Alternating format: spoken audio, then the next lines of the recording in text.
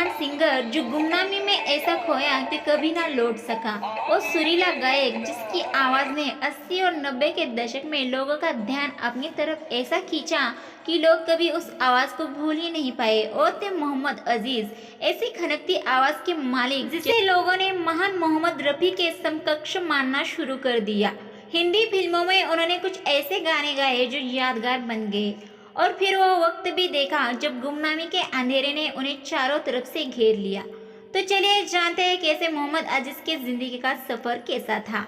मोहम्मद अजीज का जन्म हुआ था 2 जुलाई 1954 को कलकत्ता यानी कोलकाता शहर में रहने वाले एक गरीब परिवार में। बचपन से ही मोहम्मद अजीज साहब को गाना गाने का और खास तौर पर रफी साहब के गाए गीत गाने का शौक लग गया था। गाने का अजीज साहब का ये शौक जुनून में बदलना शुरू हुआ स्कूल के दिनों में।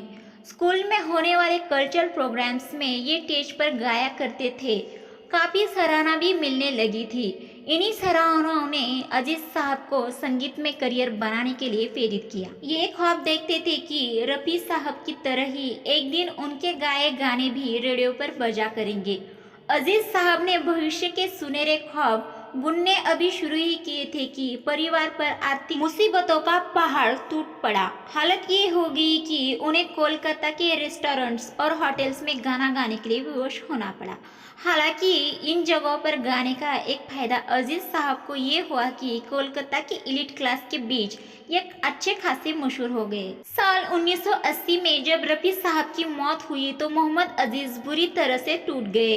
मोहम्मद अजीज रफ़ी साहब को अपना गुरु मानते थे और भारतीय संगीत जगत की इतनी बड़ी हस्ती के जाने से मोहम्मद अजीज भी बहुत दुखी हुए थे। मोहम्मद अजीज ने ये फैसला तो काफ़ी पहले कर लिया था कि एक दिन मुंबई जाकर उन्हें संगीत जगत में अपना नाम बनाना है, मगर मुंबई की तरफ अपने कदम बढ़ाने में वो घबरा रहे थे।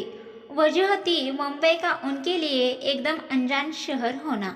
लेकिन फिर साल 1982 में कोलकाता से मुंबई के लिए निकल ही पड़े। मुंबई निकलने से पहले उन्होंने अपने माता पिता से आशीर्वाद लिया और उनसे अपने लिए 2 साल का वक्त मांगा।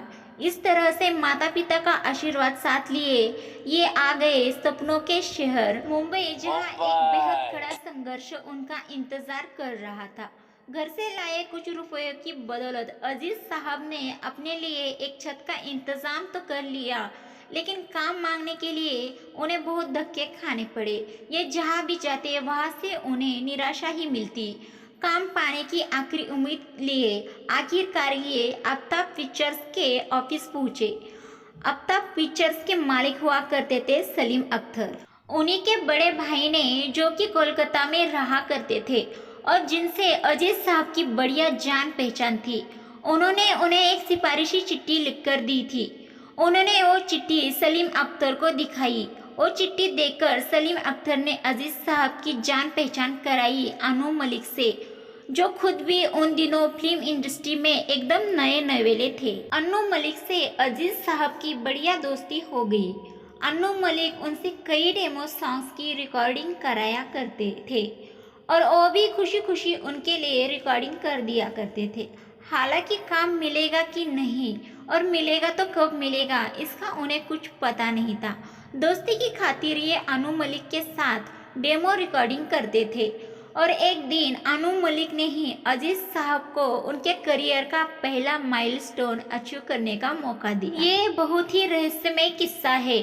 जब मुंबई में अपने शुरुआती दिनों में अजीज साहब एक पीजी में रहा करते थे, एक दिन सुबह सुबह उनके रूम पर एक लड़का आ पहुंचा।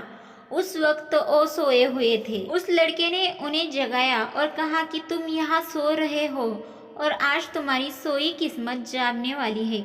उन्हें समझ नहीं आया कि वो लड़का आखिर कौन है और क्या कह रहा है। उनके पूछने पर उस लड़के ने बताया कि मुझे अनु मलिक ने भेजा है, तुम्हारी किस्मत खुल गई है, तुम्हें अमिताभ बच्चन के लिए एक गाने की रिकॉर्डिंग करनी है।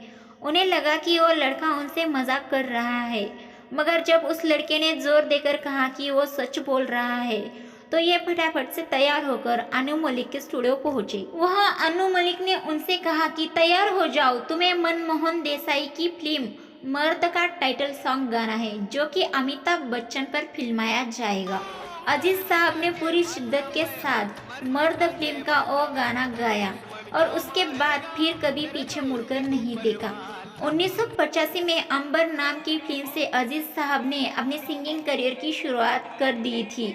1986 में आई बंगाली फिल्म बोमा में भी उन्होंने गायकी की थी, लेकिन उनको सफलता मर्द फिल्म के टाइटल सॉन्ग से ही मिली। मोहम्मद अजीज का जब नाम होना शुरू हुआ तो फिर उनके पास काम की कोई कमी ना रही।